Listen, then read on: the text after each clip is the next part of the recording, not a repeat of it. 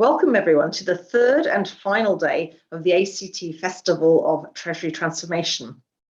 I'm so glad to see close to 1,000 of you joining us on this final day, and I hope you've enjoyed the festival so far and made as much use of the platform as possible.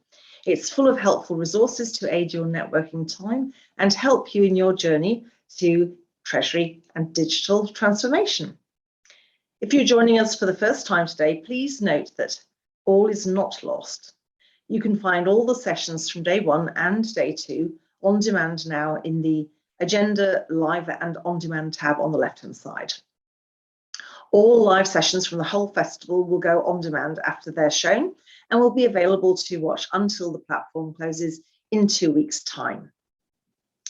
Now on to the agenda for day 3, the theme of which is transforming mindsets, looking at data and reporting, risk management, as well as business and behavioural skills, those all-important skills for treasurers. Directly after this welcome, we have improving sustainability through ESG transparency, followed by thinking differently with technology, driving real-time treasury transformation. Then we have the changing shape of FX risk management, followed by building a digital FX function for 2022. And after that, reframing risk management for the 2020s and beyond. Then our final session is about shaping the next generation of Treasury teams, one that is certainly not to be missed. So a great lineup. I hope you do enjoy all of that. And now on for some reminders of how to make the most of the virtual platform. I'll try to be brief. So remember to visit the Agenda Live and On Demand tab on the left-hand side to catch up on any sessions missed. Earn points with our event game, the ACT Treasury Hunt, where you can win up to £200 worth of Amazon gift cards or equivalent. Click on the tab on the left-hand side for how to play.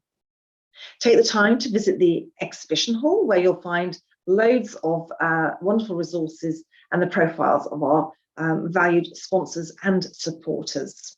And you can earn Treasury points there, or Treasury Hunt points there, I should say.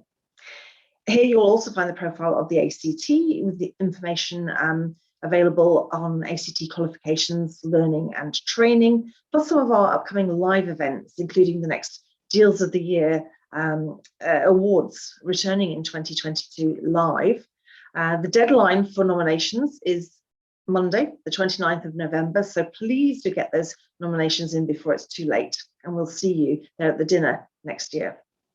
The discussion forum is where you can engage with fellow attendees with your thoughts, comments and photos, should you have them. And another tip, you can earn Treasury Hunt points here too.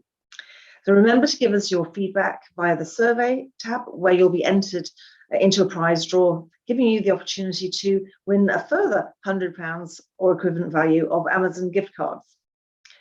Finally, I'd like to take this opportunity to thank again our sponsors, Arca, Cash Analytics, Cashforce, Copper, Eka, Ion Treasury, Cantox, Kyriba, Miltech FX, NS Knox, Onbrane, Sarala and Treasury Spring, for allowing us to bring you these fantastic 3 days of content.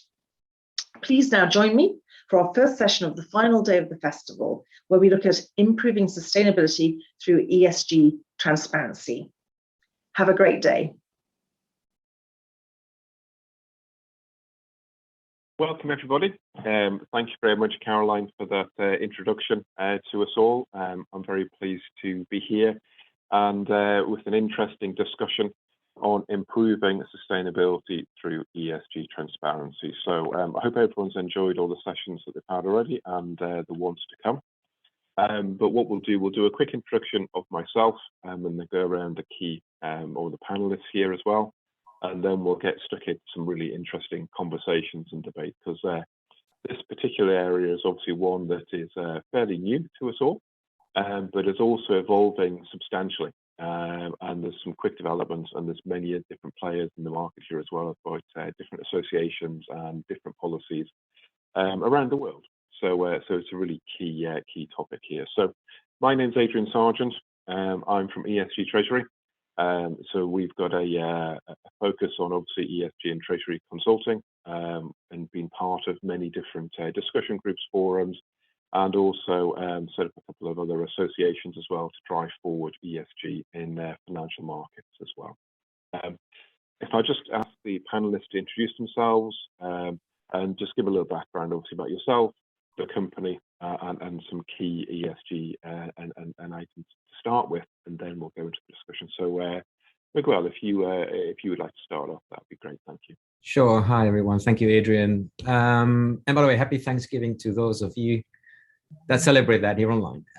So my name is Miguel Silva Gonzalez. I'm the treasurer for Ahold Delhaize. And for those of you who don't know Ahold Delhaize, it's an international food retailer, 150 years young, I should say, present in 10 countries around the world, and we operate about 7,000 stores.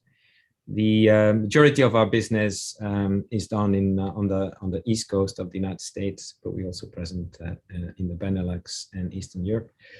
I have 410,000 colleagues, and we welcome about 54 million shoppers every week at one of our through our stores. I'm based in the beautiful city of Geneva, in Switzerland, and I'm very happy to be part of this panel and join you today. Thank you very much. And if I can go to Tom, please. Yeah, good morning. My name is Tom Bindloss. I'm head of Treasury for Senior PLC. So we're a FTSE listed engineering firm servicing aerospace and defence, land vehicles, and oil and gas markets. I've been a senior about 5 years now, previously at SAB Miller and ICI, various Treasury roles there. But actually, very early in my career, I worked for the Environment Agency. So I'm delighted that ESG is now up the agenda, and sort of Treasury and ESG are somewhat merging. So very glad to be here to talk to you about it today. Very much, Tom. And Pascal. Hi, everybody. I'm Pascal Lauffer. So I am the co-founder and CEO of a company called Onbrane. The purpose of Onbrane is basically to build a better, more sustainable finance industry, right? So we are a primary debt market platform. So we issue, OTC and OTC manner products such as CPs or medium-term notes. Just happened that the business was started at the beginning with ESG in mind.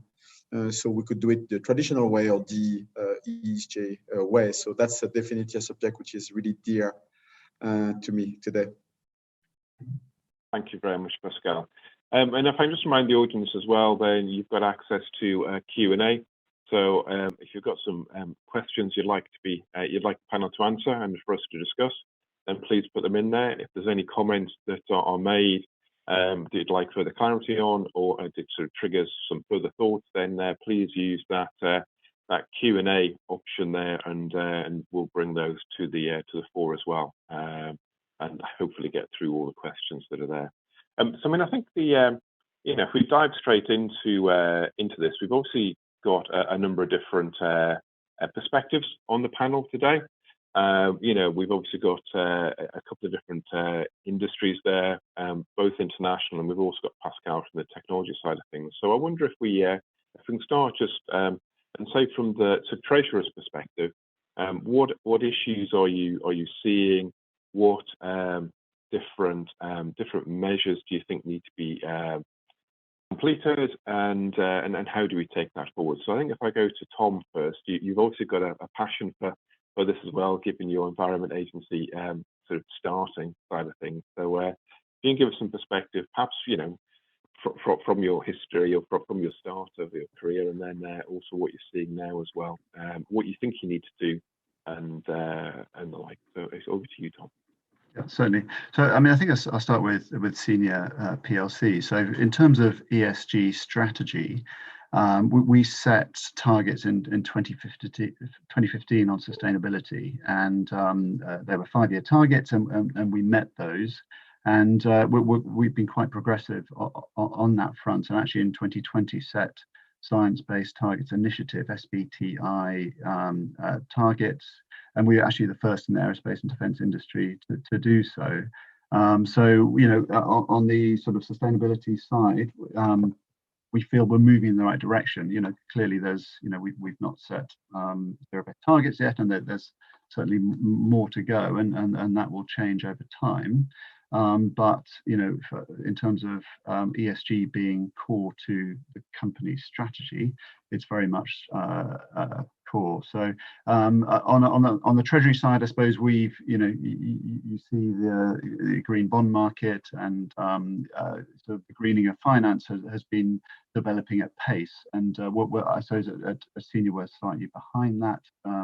Certainly our next committed facility, whatever that will be green, your ESG linked, and so we are working closely together with the sustainability team to do that, and then there's sort of TCFD, which is a sort of big focus for us being a listed company. So this is the first year that we're going to have to give TCFD disclosures, and so I think that is bringing the whole organization together to work out how we run that climate strategy through the whole organizations, through our decision-making processes. I think it's easy just to say, well, it's a reporting requirement, it's a tick box exercise, but we are sort of pushing it right down the organization through the decision-making process, and engaging with all functions and operations to make sure it's core to our decision-making. So that's the way we're moving. Yeah, no, I mean it's an interesting point there as well.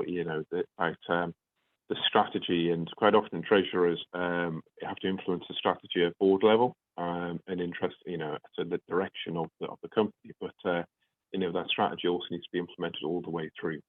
So Miguel, yourself, what's your initial perspectives on this, and anything to add from what Tom was saying there? Sure, and I think I'll echo what Tom said in terms of the reporting obligation. So we have, and the strategy, we have attempted to combine the funding strategy of the company with the ESG strategy of the company, with the belief that over time it become more difficult just to access the capital markets without ESG credentials to vouch for. And so we have issued back in 2019, we issued a sustainability bond with a sustainability bond framework. In 2020, we went for a sustainability linked RCF with a group of 16 lenders, and earlier this year, we issued a sustainability linked bond in the market. And so from a very selfish, narrow lens as a treasurer, the biggest challenge that we have is to make sure that we deliver on the KPIs. So that's a different angle as far as we are concerned in Treasury. The other aspects like TCFD, we'll be reporting TCFD like I mentioned to this year. We have the EU taxonomy, which will appear in our annual report next year too. So there's a whole set of moving pieces, some of them on the reporting side, which we need to comply with. Others are the result of the strategy of the company, and we embed ourselves in those two worlds, and that creates its own challenges. I'm sure we can talk about those. No, exactly. And Pascal, I mean, you're in the middle, I guess, potentially of the market here. So you've got a very privileged position. What we'll do, if you give us your perspectives, what I'll then do later on, I'll go back to Tom and Miguel, and just I'm interested as well, not for this particular section of the conversation, but interested in where the banks are sort of pushing as well, and then the asset managers, the debt pitch. So Pascal, as far as what you're seeing then on the data, and you're really the market maker to some extent. Yeah, so yeah, you're right. I mean, we're quite privileged in the sense that we do talk to a lot of people, right? So the platform, our clients are treasurers, right? Issuers doing issuance on the platform. Also the intermediaries, brokers, dealers, and the asset managers. So we talk to the three different communities who they have different take on the ESG and what to do with ESG, right? Quickly on the asset managers, because we really want to focus on treasurers today, obviously. On the asset managers, I mean, I can tell you the pressure of getting into the ESG overall framework is huge, right? So clearly, I could totally agree with what we heard before. If you don't go the ESG way, you are likely to restrict your access to capital going forward, right? So clearly something which is important, and you could see that there is real dedications and real motivation from the asset manager side. The intermediaries are probably the less motivated of the three. They're indeed probably doing it more for the moment as a compliance requirement, and they've been under quite a bit of pressure. They have their own also their own program as issuers, because usually banks are also issuers, right? But I would say we feel probably less pressure from them right now that we would get from asset managers and treasurers. So the corporate treasurers are also really big on that. Last week I was, as we've discussed a little bit before, right? I was in Paris last week meeting the treasurers in France, and their priorities, the two priorities, was digitalizations of their operation and ESG, right? So that was really the topic for the 2 days, the two days there. And lucky enough, being a piece of technology that allows all those people to connect and do what they do best, Onbrane was at the heart of this conversation, right? Because we do provide the digitalization, and we do help with ESG in a really synchron manner. So the feedback we're getting from the market, right, after a little bit of hesitation, because it's still a market which is stabilizing over time, right? We know that there is plenty of things that needs to really get more stable, I would say. But despite that fact that there is still questions about clearly the commitment is huge. No, I know it is indeed. And just to Tom again, then, I mean, the drive for ESG and that, are you doing it because it's the right thing to do from yourselves, or what pressures are you getting from the outside? And if we think about that, where's the pressure? Are the banks telling you must do it, or the asset managers? What sort of feedback are you getting?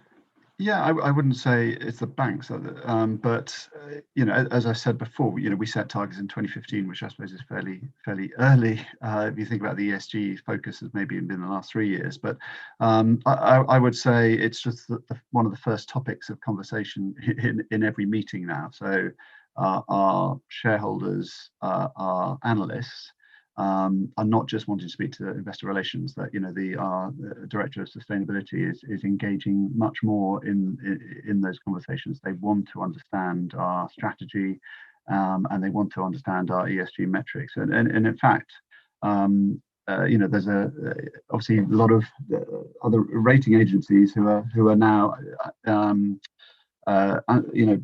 providing ratings on all companies, unsolicited ratings, and it creates a huge amount of work to engage with those agencies, because often they get it wrong. We are having to change the way we report, what we report. Our annual report each year gets more. We've got a data set on our website really to try and get consistency across those different agencies. And actually, when you try and engage with those agencies, they say, well, I don't want to engage with you. They haven't got the time or resources. So it's very difficult to manage the story, if you like. So you've got to be on the front foot to make sure you're selling your ESG brand. And to Pascal's point about capital providers, wanting to put their money in progressive ESG companies, that will be more and more a factor going forward. So you've got to get the story right. And I think on that, those external rating agencies, we all know sort of the ones that you're talking about, really. But I guess how much sway do they have in the capital market side of things? Are they really the ones that people pay attention to, or are they a noise? And I guess your point there about the data, they're potentially a technology solution, so they're scraping the data from news articles and from your own website, so they're wanting to automate it to keep their costs down. and sort of get some engagement, or any engagement there is an extra overhead for them. So yes, and I think your view of that. Yeah, and then just to come back on that, and that's probably why the engagement directly with shareholders and analysts is on these topics is more a theme, because they can't rely necessarily on all the data sets out there. I mean, even Bloomberg, I had a conversation with Bloomberg a couple of weeks ago that they had their own data set on our ESG metrics. So that's another set of metrics to go through to make sure that they've got the right information. So yeah, we're having to resource ourselves accordingly to respond to this proliferation of sort of data. Miguel, what's your thoughts on this particular topic? And as the data and transparency, have you got a big data set there as well that you make publicly available? Try and have some level of consistency.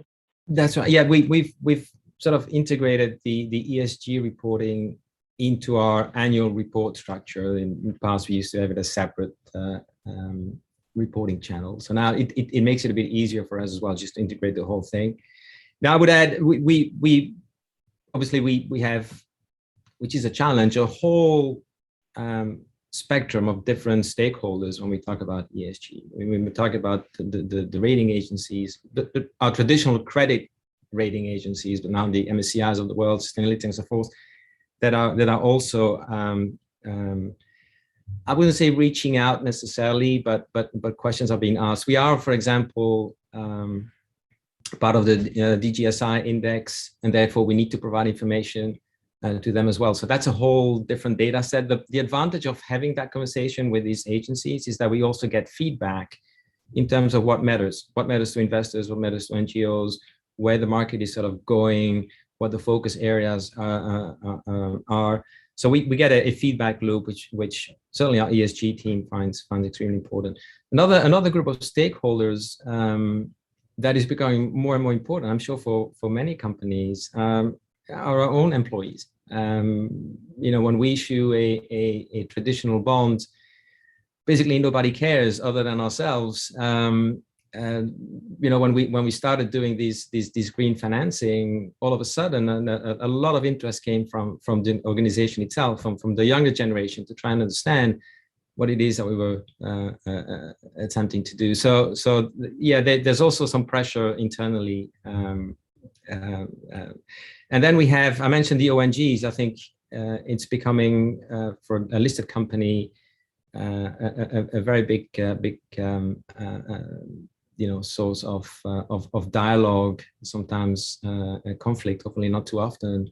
But we are being monitored. We are being challenged by a whole set of different audiences, and that makes it more challenging. In terms of the data itself, it is a big endeavor, and technology has to play a huge role in here. One is, at the moment, you mentioned that area as well. There's still a lot of moving pieces in terms of reporting requirements. We're mentioning the EU taxonomy. One area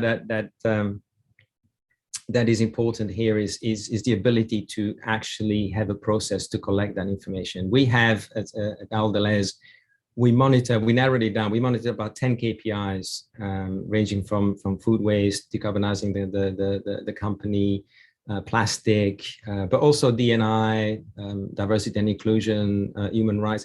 We have 10 core KPIs, but that represents about 250 different data points.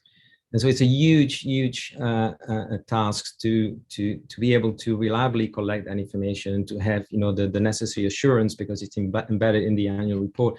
So that creates a different a different set of challenges and opportunities as well. And then I would end by saying as well that the other thing is, one thing is collecting the data. There's a technology side, but there's also then the process side, because a lot of that information is actually decentralized, is embedded in our industry. For example, a lot of that information is embedded at the store level.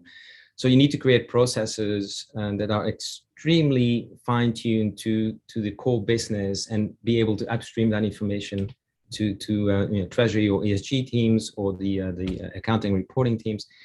So yeah, it's a different, it's a new world, but certainly technology will help us with that as we go forward. Cool. So one of those things, if we think about it, then Pascal, what's your view here? Yeah, so I mean, it's really interesting because Tom and Miguel quite a bit of experience there, because what they're saying is exactly what we see and what we hear, right? So let me just go back a little bit by saying, when Adrian, you said, whatever the reasons you're doing the ESG stuff, right? I mean, most people are doing it for the right reason, right? Still, it is a communication mechanism anyway, right? You cannot be naive about it, and I mean, this is what Tom was talking about and Miguel was talking about, right? In the end, you need to tell the story, and I like that expression, so I put it down, and manage the story. So that Tom that was staying there, I'm going to reuse this one, because clearly you need to manage that story around ESG for your clients, for the people you hire, right? And it's completely right. I mean, right now we have the same issue. There's some people coming to us who wants to work with us because we care about what we do and we want to make an impact, right?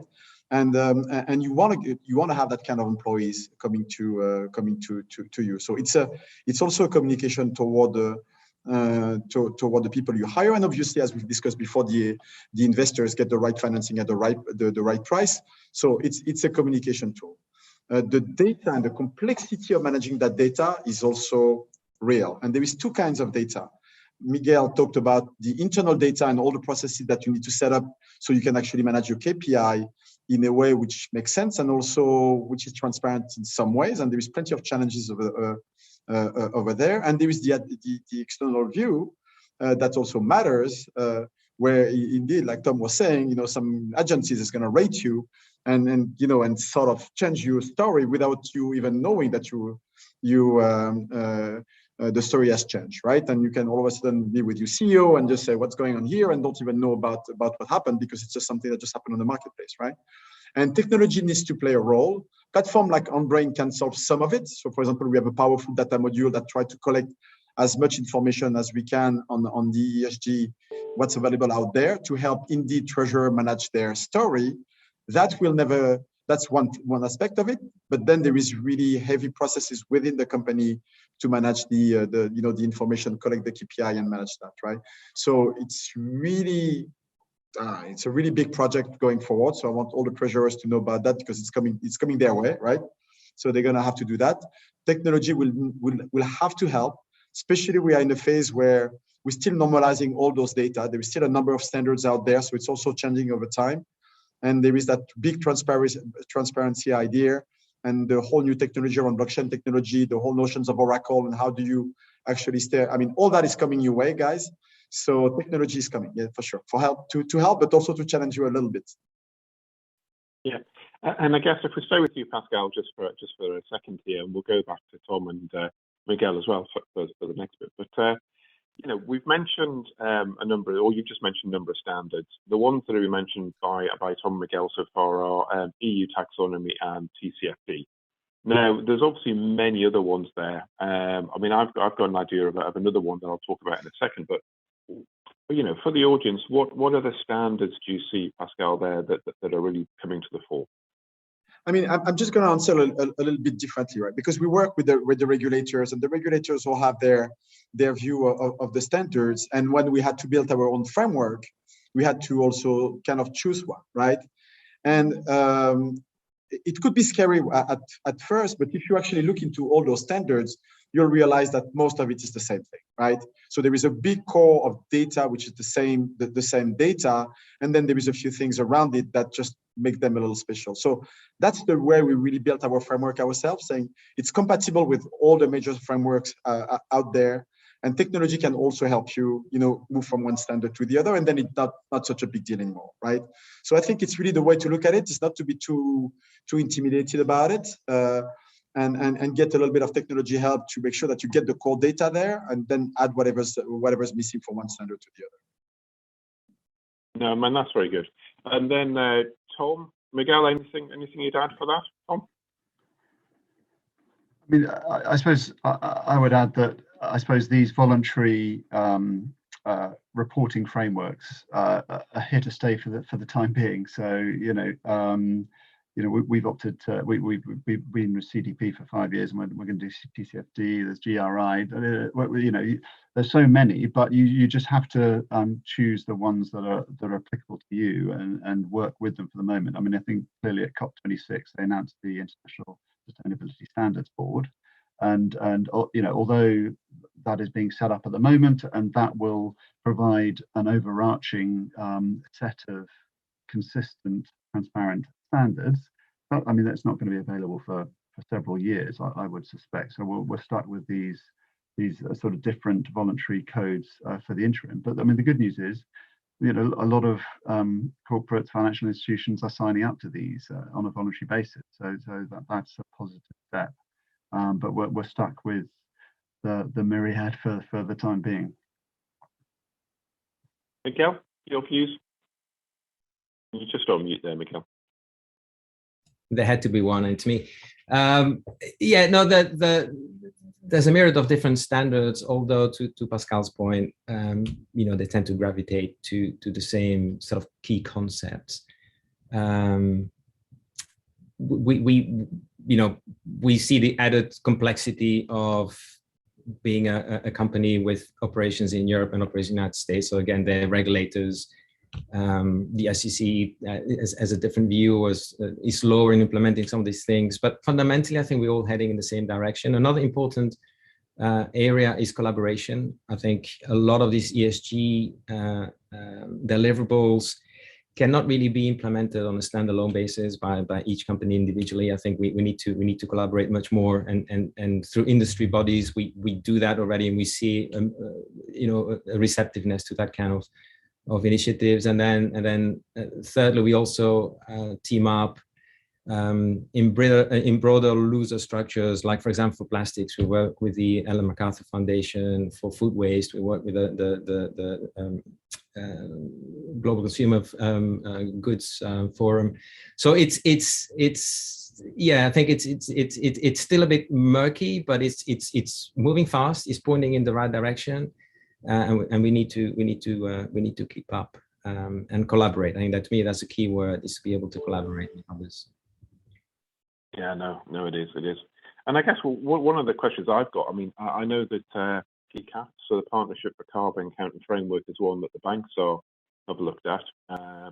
And I do wonder if that sort of, as far as transparency, is that something that they're assessing the corporates with, and actually sort of targeting which customers they deal with. So, I mean, Tom, some of you're one of the suppliers potentially for some heavy carbon emitters. Are you seeing anything where they're perhaps just by the very nature of the business you're in, the access to the market is changing a little bit? So I didn't catch Adrian, the framework you mentioned that the banks were. It was the Partnership for Carbon Accounting Framework. So it's one where that a number of banks have been asked to sort of assess how their lending is impacting. And so it's almost, some would say it's double count. But if they're going to start to look at that, then that might sort of shape, their attractiveness to various sectors of the market. Yeah. So, I mean, for us, the banks aren't approaching it in a different way just because we sell to the oil and gas industry or aerospace and defence. I mean, there's a recognition that some industries will take many decades. I mean, aerospace, for instance, commercial aerospace, there won't be an electric or hybrid plane for 30 years. So the banks understand that they need to support that transition over many decades, and it's a matter of people positioning themselves towards that goal, essentially. And the fact that we've set SBTi targets means that I think external stakeholders think we are moving in the right direction. But for those people who don't move, I'm sure that will be an increasing focus for banks to say, actually, why are we continuing to give you capital if you're not moving in the direction we believe, the society believes, that we should be moving in. I mean, I guess from the data side of things, it just, I guess where I was driving at there is that it's you might have to look at it from the two angles. You set your own criteria there as well, but then the macro market may be changing as well. So is that something that you need to sort of also consider? And again, there's data about, well, what data do they need that will assess you on, and are you collecting that data? Yeah, I don't know the answer to that, I'm afraid. Well, it's an evolving area, isn't it? It's an evolving area. Miguel, I don't know if you've got any insights from the the data that banks are looking at, or the way that banks look at your business, and is that something that you're seeing? And Pascal, I come to you with the same question. Yeah, I think it's industry specific to a large extent. It's evolving. For example, we had for some of the KPIs some definitions of how we saw those numbers and those aspirations and targets. And we get feedback. We get feedback from the banks. We get feedback from the SPOs, in our case, Sustainalytics, in terms of this is acceptable, this is unacceptable. You need to tweak this thing. You need to. So it is still a lot of work in progress. And ultimately, what matters is the outcome. Ultimately, what matters is that we deliver on those big targets and challenges that are out there. But it is changing and evolving. Pascal? Yeah, and so I think what we're seeing here, right, it's indeed an evolving world. So right now, for example, what we do on Onbrane, we allow all the SPOs to contribute and come bring that data to the platform. So you get one place where you can manage everything, right? And this is where we get into the next wave, which is going to be indeed, I think the two key terms are decentralization and collaboration, like we've discussed before. Decentralizations, because we're going toward a world where a lot of people will feel empowered that they can produce their own data, right? That notions of oracles, which will bring their own view of what your company is doing and how you actually meeting your obligations in addition to what you think you're doing, right? And then clearly notions of collaboration. So you get to a version back to managing the story to something that makes complete sense that you can express to the marketplace, right? So I think it's going to just get more complicated with more actors coming in play and volunteering information. That decentralization part and collaboration part will be essential. So you manage your story, you get the information out there. So really a different way from what we've been seeing so far, where you basically had one SPO just validating something and you were running with it, right? I don't think that's the future. And thank you. We've got a couple of questions come in, so we'll move over to those. Perhaps one, Pascal, to yourself, given your background, CIO of sort of large financial institutions, you might have some key insight from your history there, as well as current market participation. But one of the key things is, are existing data transmission tools such as ERPs up to the challenge of collecting ESG data? So you can see that from all sides there as well. And we've touched on a little bit of saying, well, they're being built, but what's your view, Pascal? Yeah, I mean, what we're seeing, right, and it really goes with the whole digitalizations of some of the operations which are still manual, especially in the issuance of debt and stuff like that, right? What we see is indeed, and Miguel will sure re-emphasize that the complexity of additional information linked to that all monitoring of KPI is something that did not exist before, and that is not digitalized on any of the products right now, right?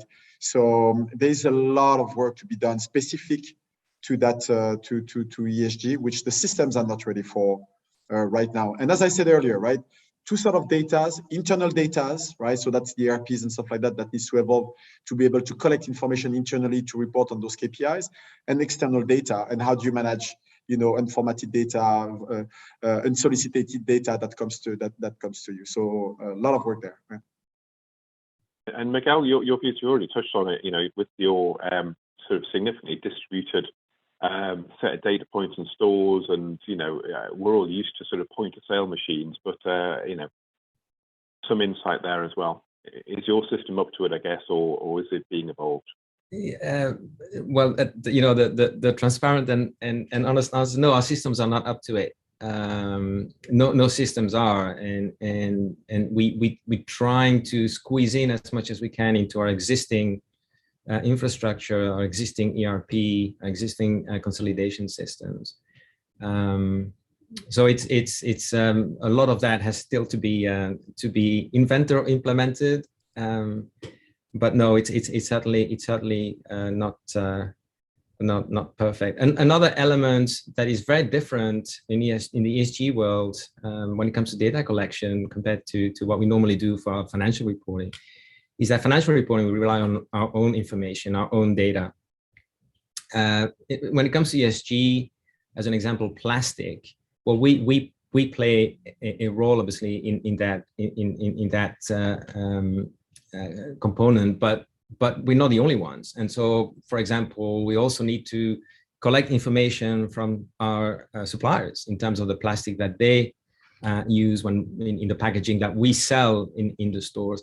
And so we also need to rely more and more on external sources of information, and that's just another layer of complexity. We haven't mentioned that yet, but when we come to decarbonizing, scope 1 and 2 is what we more or less control. Scope 3 is what we don't really control, and so that's a whole other level of complexity that we're not prepared for at the moment.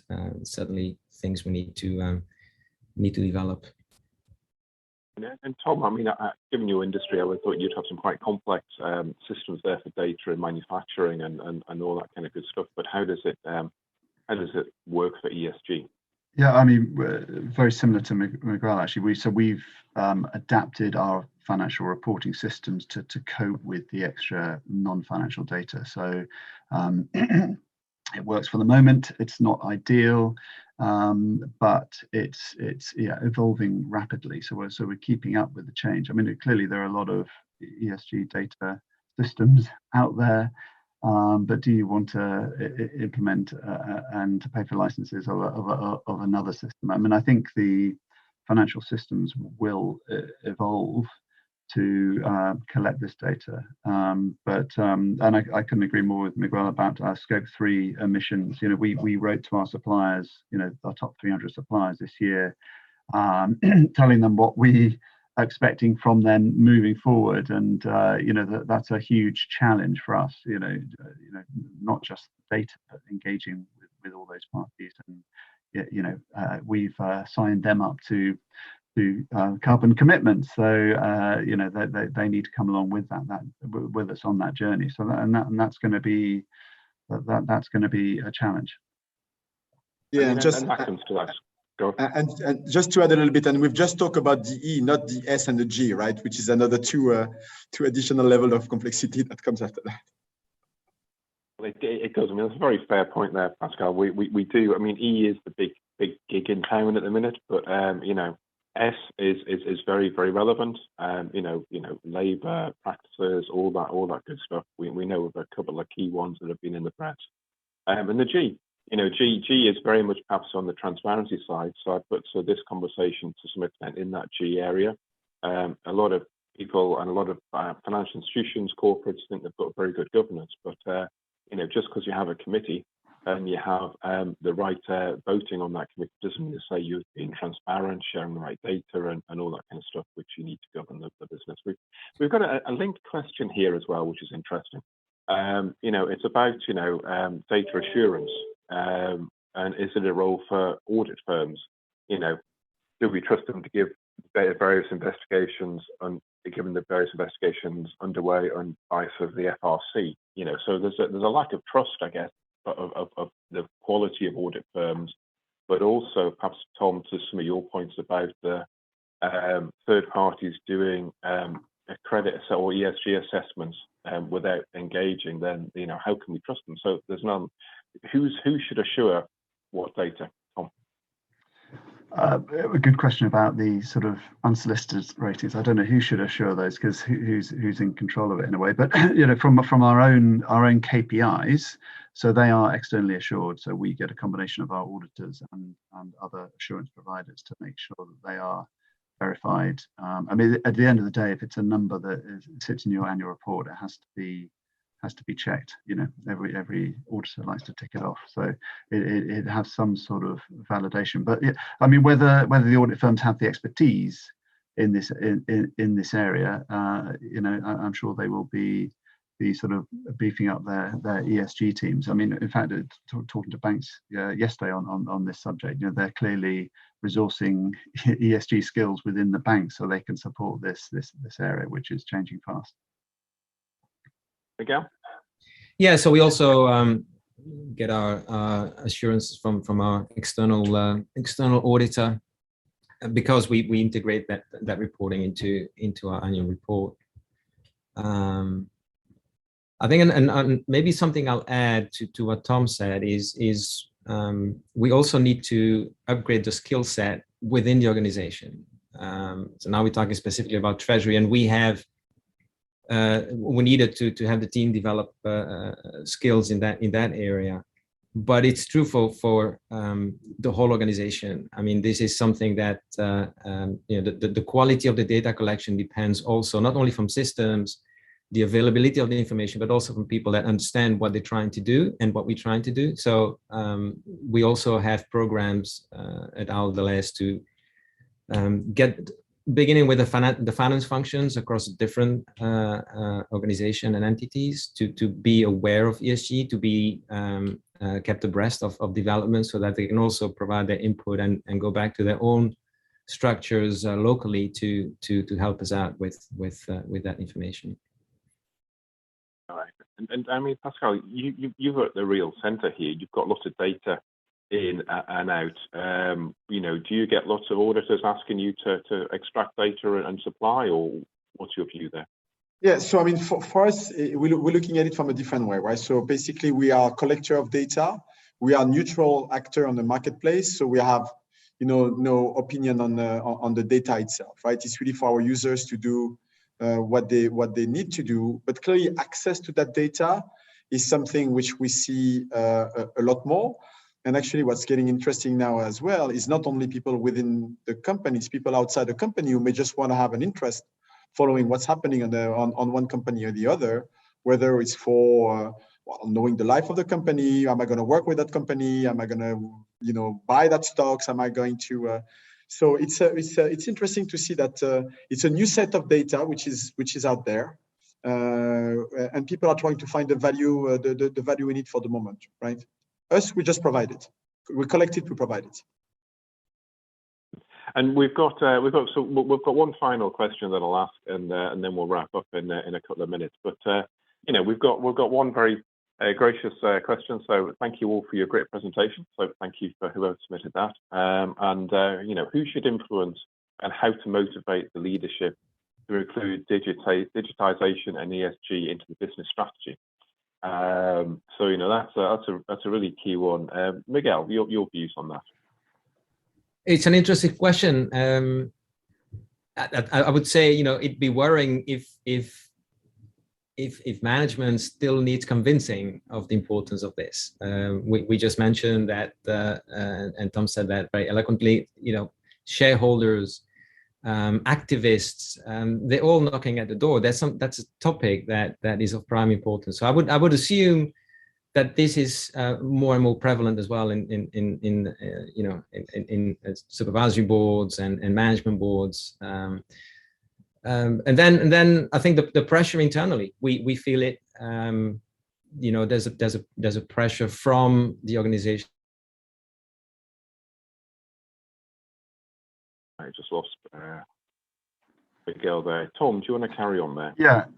So I was going to. Oh, sorry, I've lost my trail of thought. What was the question again? It was influencing leadership and digitalization. Oh, that's right. And yeah. So the point I was going to make was that I suppose one of my concerns and you know, the commentaries around you know, the leadership is all these CEOs are signing up to 30-year goals. You know, things that the person who follows them, and then, you know, it's going to be 3 or 4 CEOs time who will have to deliver these goals. So, you know, it's very easy to come out and say, you know, promise the earth.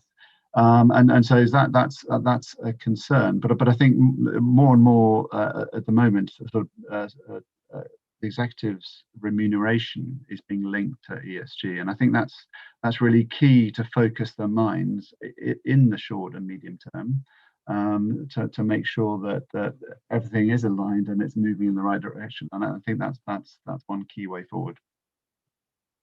And Pascal, yourself, how do you motivate the leadership for digitalization? It's how do you sell your product almost? Yeah, exactly. I mean, exactly. So, I mean, frankly, I could. Do we have how much more time? An hour, 2 hours to talk about that? Because it's all day. No, because clearly it's core to our business, and I'm going to tell you there's many stories out there, right? I think you find very few people today that will tell you, for example, that they don't want to digitalize their processes, and even for example, issuers that make an issuance every month or something like that, they will look for platform now to do their issuance in a digital manner, because they do realize the value of doing it and everything that comes on the back of it, right? Now you will find, and I was talking to the CEO of a large foreign bank recently, and this is what I was telling him. I said, it's really fantastic to see all the people trying to help us, but you don't know how many people are trying to actually slow us down as well, right? So there is motivation, high motivation on top of organization, right? And as always in change management, you will find a number of people who just feel threatened by the change and will slow it down. So, but it's a whole topic on its own. But it's really hard today to find someone who's going to tell you that this is not something that they should do, which is encouraging, right? Yes. And Miguel, you had some little technical difficulties there. Anything else on the motivation and digitization? Yeah, hopefully I'm back on. Can you hear me? We can, yes. Okay, good. No, I would say I think that the compensation is one of the vehicles. I think the organizations themselves, the people that work in our companies are also big advocates of that change and that evolution. So we feel that pressure as well. So yeah, I think it's a whole set of stakeholders that are pushing in the same direction. No, thank you. Well, look, I was just trying to say thank you very much for the panelists. So Pascal, Tom, Miguel, thank you very much for all your insights. I'm sure if anyone in the audience has got any questions, then we'd all be very happy to reach out and ask you questions. It's an interesting area. We're obviously all very passionate about it, and as we've said, it is changing. So I think executives should be on the front foot for this. If they're not, then as a treasurer, the market size and the ability to issue debt and sort of get equity invested as well will decrease. So there's some real drivers there to make sure that as a treasury function, you're at the front end there as well. And you've also got firms like Onbrane there, Pascal, that is driving forward as well. So I hope that you've had a great session. I hope everyone's enjoyed it. Please make sure you sort of pass any comments. Though I'm sure there's surveys that will come out as well. So give us any feedback as well, and enjoy the rest of the event. So thank you very much, everybody. Thank you.